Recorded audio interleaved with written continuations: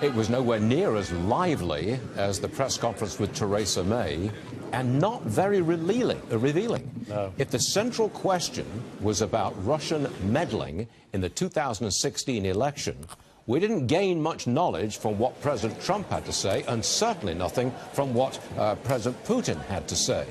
In fact, when the issue was raised, President Putin, right from the get-go, said, and I'm trying to find the exact mark here, that we had nothing to do with it. Utter nonsense. Yeah, utter nonsense. And that's correct. And the president said people said that they think it's Russia. Don't see any reason why it would be Russia.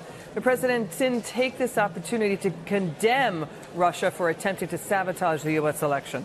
President Putin said the Russian state has never interfered with an election. Right. Questioners from the floor said, well, question to President Trump, will you denounce the 2016 election and tell President Putin that you should never do it again? He sidetracked the entire question, and our president said, where's the server? Where's the DNC server? It was a diversion. Our president then said that Putin had made an incredible offer.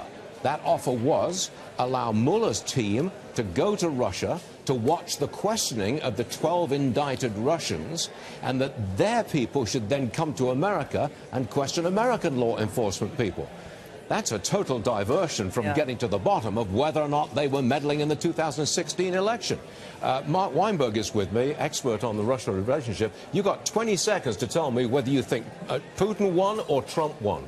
Putin won. Trump missed the opportunity to call them out in no uncertain terms. He dodged every opportunity to do it, and he missed a chance he won't get again. Quickly, Waleed Faris, same question. Did Putin win or did Trump win that press conference? Very difficult to answer. I would say I was ready to talk about the international issues that both agreed on, which are huge, and then suddenly the whole moment became about Russia meddling and, of course, the consequences. But one thing I retain is that offer made by President Putin. I don't know how this will impact our investigation here. Okay.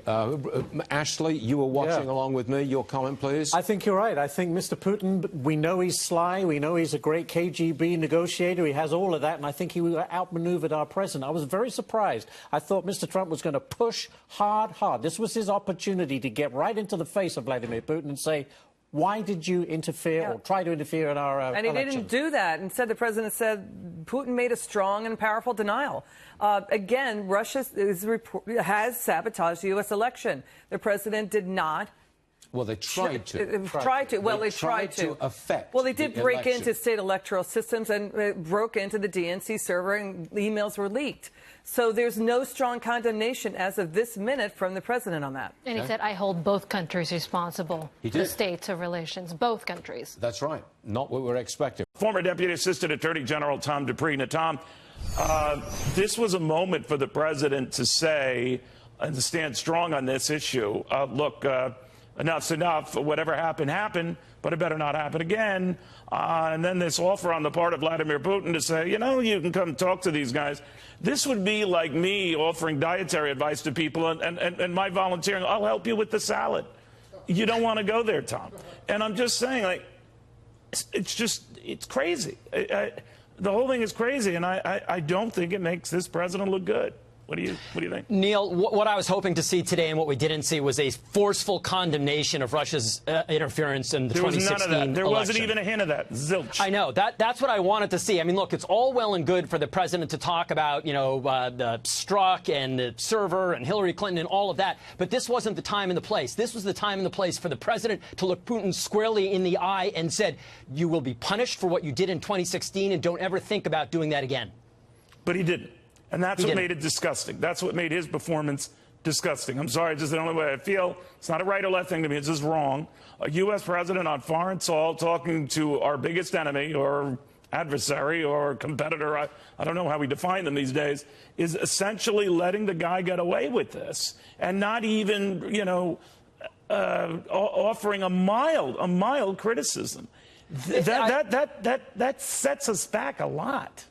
I had very similar reaction, Neil. I mean, my sense is that many people in this country voted for Donald Trump because they wanted America to project strength and toughness overseas. And this was the ideal opportunity for him to take that approach with Putin on the world's biggest stage. And so I was disappointed that he didn't see it in that light and that he made comments, again, not saying that they're fairly placed or misplaced, but they just weren't the right place to make that line of attack. He should have confronted Putin directly. That's what I wanted to see. Well, you know, and I can well understand his frustration with this whole thing because, you know, what really sticks at his craw is this notion that he's not a legitimate president, that he lost the popular vote, and he won the electoral vote by nefarious means, and that's what a lot of Democrats and his critics seem to get at. There's no proof of that, no indication of that, not a scintilla of evidence to even hint of that. So separate that aside, say he won fairly and squarely, which I think most of his critics would agree.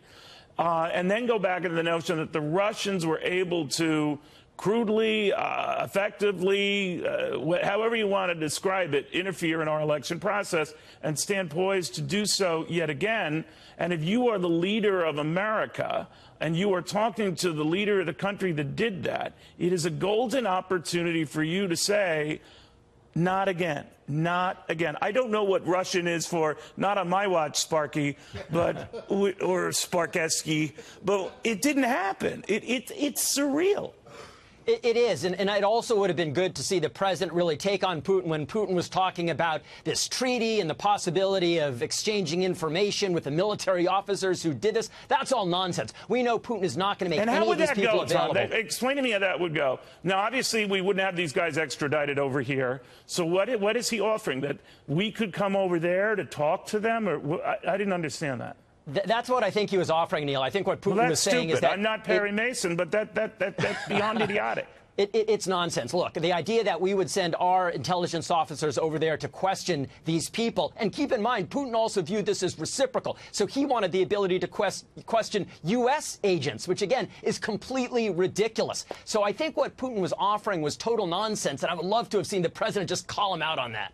But he didn't. And I'm wondering now what this means to the investigation going forward, and maybe it doesn't. It's just, you know, more waves here and we've had plenty of waves.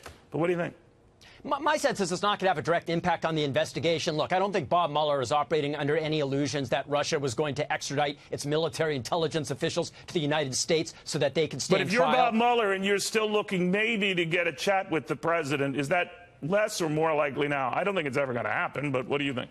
You know, I've actually, Neil, I've always been at the camp that is going to happen at some point. I think, yeah, I do. I do think it is going to happen, but under very limited conditions. In other words, I don't think the president is going to give him a huge amount of time. I think that they are going to very carefully cabin the topics that will be discussed in that sit-down. But my sense is that's in President Trump's strong interest to have some sort of interaction with Mueller just to get this behind us so that we can move on. Because if you don't sit down with Mueller, you're inviting a subpoena, you're inviting another year of litigation in the federal courts, when I think what all of us want is for Mueller to wrap this up so the country can move on.